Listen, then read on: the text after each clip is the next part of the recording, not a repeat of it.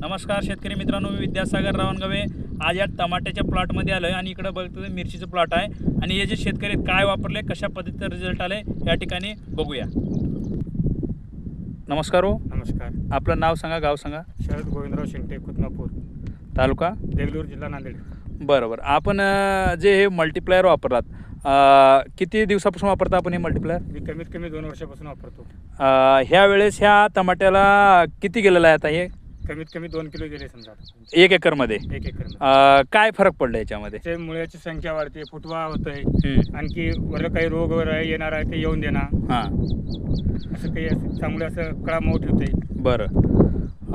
तर या ठिकाणी पाहू शकता कशा प्रकारे हे टमाटाचं आलेलं आहे, फुटवा कसं झाला आहे, पानाची साईज बघू शकता, जाडी किती झाली आणि या ठिकाणी फुलाची संख्या बघू शकता, फळाची संख्या बघू शकता. आणि किती दिवसाचं प्लॉट आहे हो?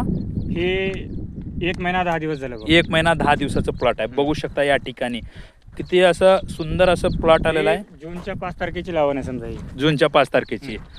चला गे 2 वर्ष झालं वापरता तुम्ही मल्टीप्लायर, झालं वापरतो. म्हणजे जेणेकरून वापरून समाधान आहे. समाधान. ठीक आहे. आणि याच्या ठिकाणी बाजूला बघू शकता या ठिकाणी मिरची आहे. हे मिरचीला किती दिवस झालेला आहे?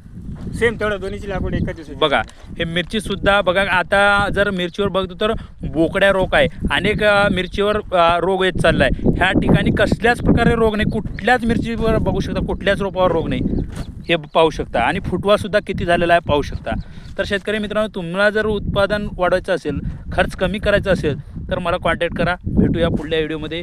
धन्यवाद.